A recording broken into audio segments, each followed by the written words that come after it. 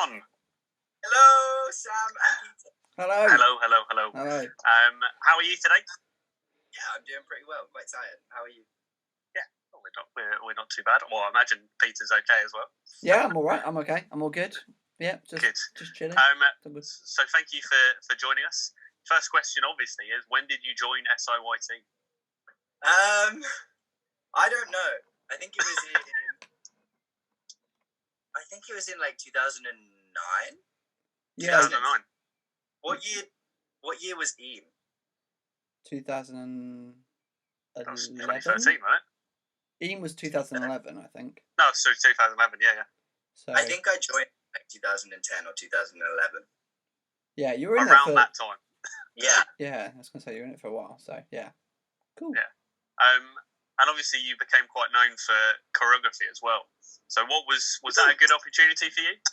That was an amazing opportunity. I'm really lucky I got to do that, and it's been really, really helpful coming into uni and stuff too, because there's been a lot of times where we need just some movement or something like that kind of done quickly.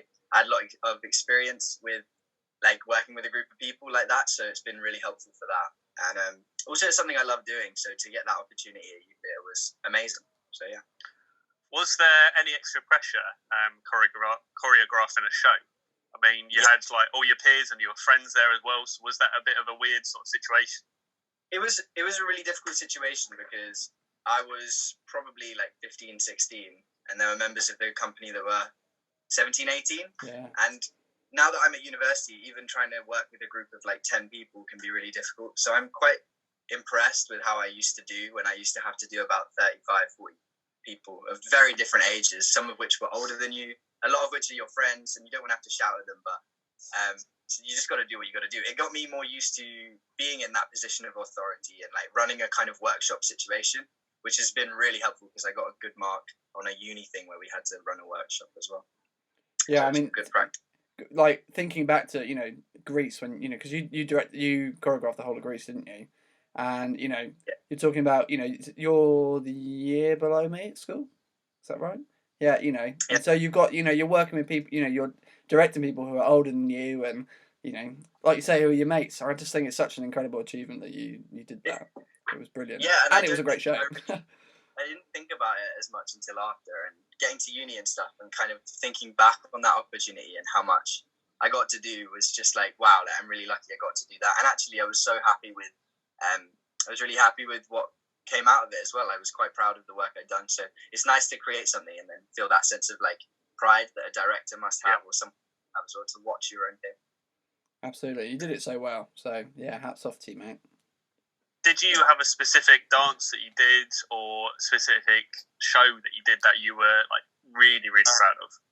I think Greece was the show that I felt the most proud of that I did the choreography for, because there was some of the numbers in Greece were a nightmare, and it was really exciting but also really difficult. So when like the hand jive came together and Grease Lightning was just super fun to do, because they're very like well-known songs. There's a lot out there, and so you can have a lot of fun with them. But then just getting to do projects for the cabaret show, when I got to do like a zombie dance, the heads will roll. That was great. And that was just so much fun, and everyone getting into a certain energy and a certain character and just like going for it. Like I love to add a kind of like theme or certain emotion to the dance, and it was fun to see that kind of come to life, especially with like a zombie number. It was great. Yeah. And obviously all this kind of led to you winning the Russell Heffer Award. So how was being the recipient of one of Youth Theatre's like biggest awards? Oh my god, it was the most exciting thing ever. I was so buzzing about that. The worst thing was having to give it back the year later. I was like, you can't take it away from me. But it was just a beautiful moment, and like I loved doing the choreography, and I loved being a part of the company. And I watched people get that award every year, and people were nudging me like, oh, you're gonna get Russell Heffer. I was like, I don't think I will. I don't think I'll get it. So when I did get it, it was like such a shock, and it was amazing. And I remember just being like a bit blown away. So it was great. Cool. And did you have a favourite show that you're in general? Or what is like your favourite memories of shows and stuff like that? I can't think of one show that stands out massively, but like just every show had moments in it that just you remember so well. Like even I remember like just the backstage and the community and the environment is what I remember the most from youth theatre. Like some of the shows I had a great time with doing the acting and doing the performing. Like Much Ado About Nothing, I got to do a really good part and I got to really go for it. But some of the shows where you just got to soak in the environment of youth theatre and the people, those were the best shows. So like doing Bugsy and doing and a lot of the summer musicals just had such a vibe. And obviously going to Edinburgh was just the most amazing thing. Going to do What I Want to Say But Never Will at the Fringe was crazy. And I don't think I appreciated that for what it was at the time as well. Because thinking about Edinburgh now and how excited I would be to go, I think at the time I didn't enjoy that as much as I could have. So that's a shame. What's the come down like post Fringe? Oh my god! Sorry, mate. It's all right. I was just gonna say, can I just pop in just to say, I think you really hit on the point there, where actually it's not necessarily the part you get. It's like what it's everything else. It's you don't have to have the lead role to have the best time during a show, do you?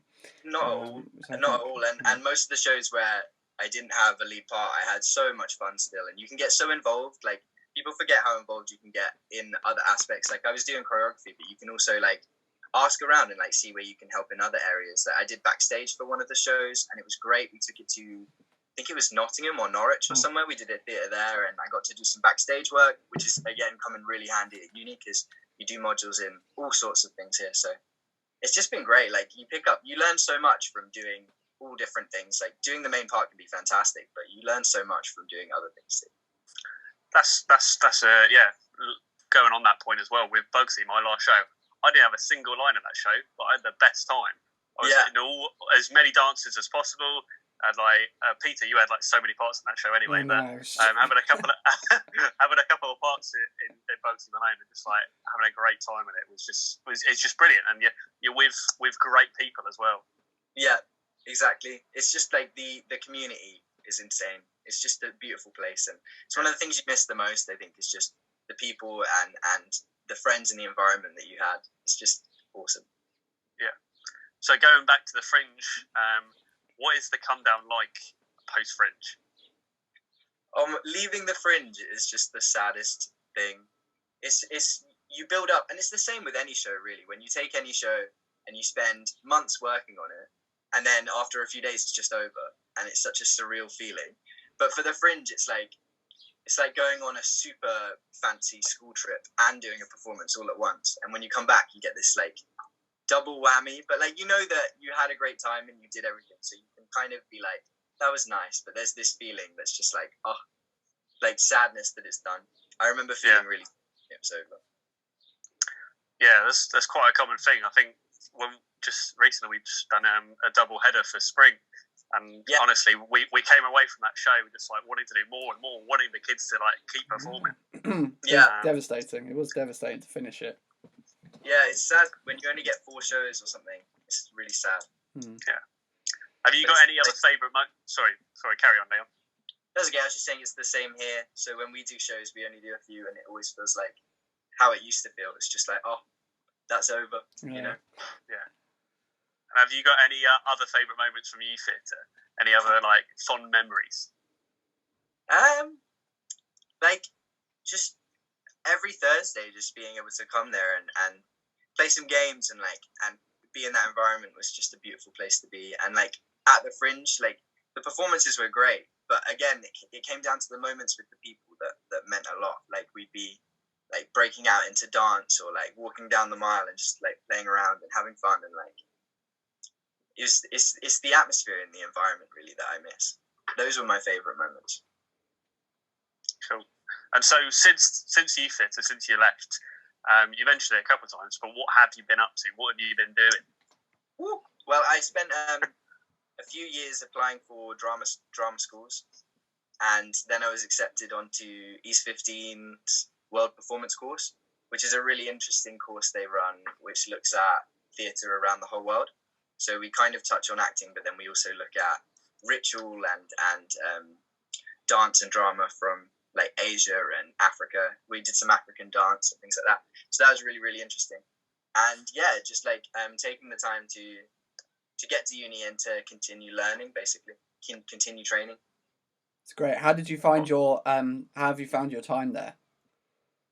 My time has been it's been a roller coaster, to be honest, and it finishing on such a roller coaster moment as well with this virus. But when I first got onto this course, I wasn't necessarily fully happy with the training I was getting. I didn't think it necessarily was exactly what I wanted to do. But over time, I've kind of learned that no matter what you want to do, you will do, and anything else you learn along the way informs what you're going to do anyway. There's no point in feeling like something isn't relevant, because when it comes to performance, when it comes to theatre, most things connect anyway.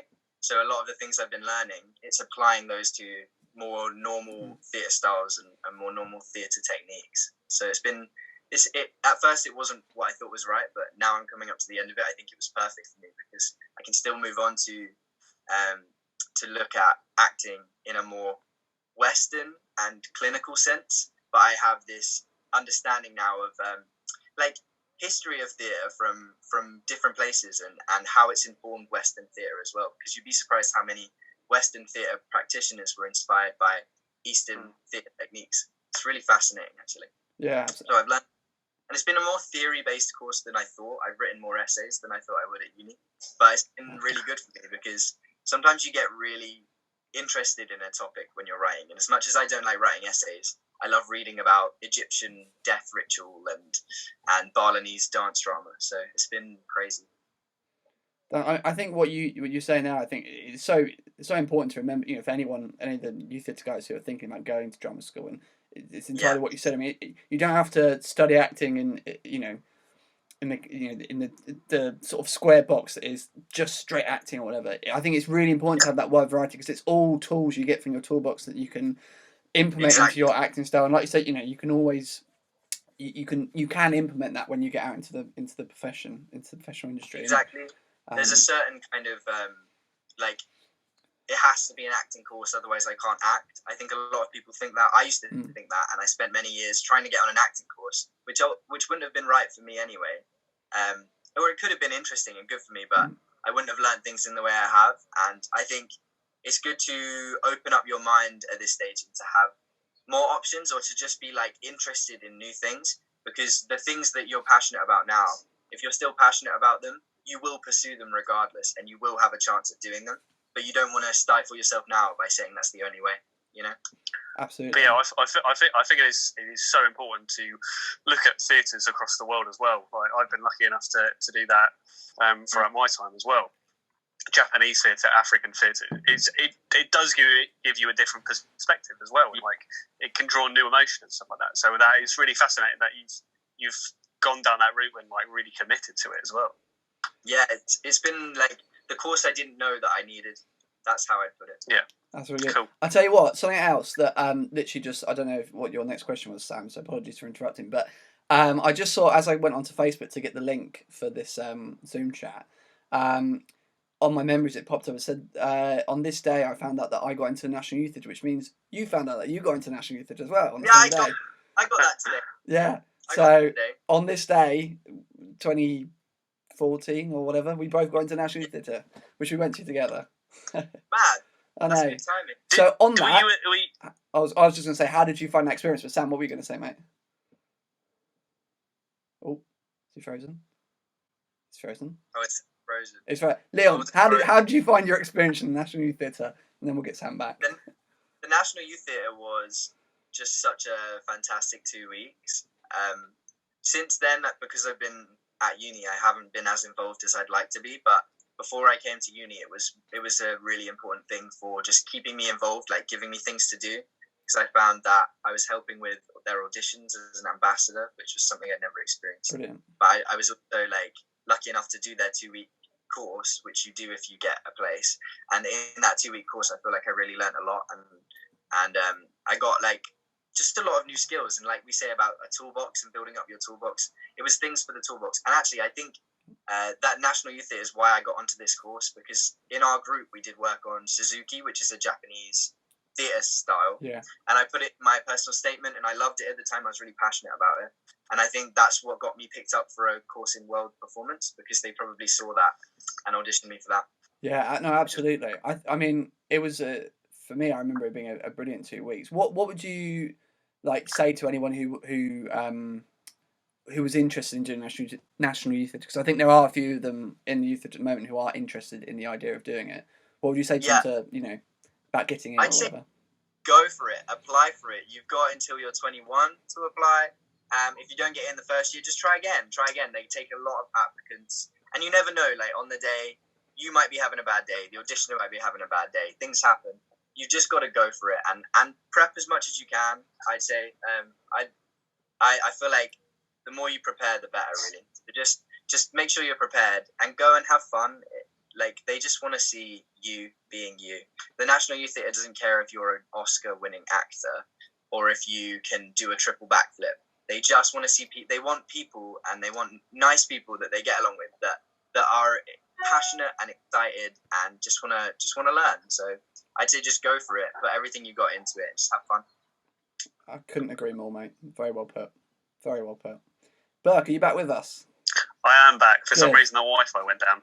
Ah, right. Oh. Okay. I didn't want to interrupt though. All right. We just finished off the little bit about National Youth Theatre, so that's sort of cool. Nicely wrapped up. Well, I've only got one final question really. So I don't know if you want to. It's the classic. Any words of wisdom, Leon, for our current SIYT members? The pressure. I think I kind of said it a bit in the National Youth Theatre thing, but I want to say, just be patient with yourself and be kind to yourself and take time for yourself. Nothing is a rush. Nothing needs to happen right this second. And I think by putting pressure on yourself, you just slow things down. Just be kind to yourself and just try and enjoy what you're doing and find the fun you're doing. Because if you can find a sense of play in life, but also in your acting and in your theatre, it becomes much more enjoyable. Like the times where I can play and just let go of this kind of like desire to be good or desire to have things done quickly, the more fun I have. And that's why we do this, is to have fun. So that's what I'd say. Just try and take the pressure off. Don't put too much pressure on yourself, because I do it a lot. And when I take the pressure off, I work better anyway. I have much more motivation. So yeah, just be kind to yourself and everyone else. Don't I? I was doing so well. You're doing really, really well. I think that's a chop. I'll put a little bleep over it or something. It'll be fine. I was going to say on the back of that, without putting pressure on yourself. But have you got any? What are you hoping to do once this lockdown finishes? And if you're in your last year of uni, what do you think might come next? What would you like to try and do next? What's kind of in your pipeline? Well, this is kind of a tough question, because I was still not quite sure where I want to go, and then uni kind of stopped quite suddenly, so it's kind of forced me to think about it a lot more. The way I've seen it is I want to apply for acting roles in the more traditional way, but I don't want that to become like my main focus. So one of my plans is to write a one-man show, possibly direct and develop that. There's another thing. I've got a friend of mine. We want to work on a theatre company together, creating our own individual work.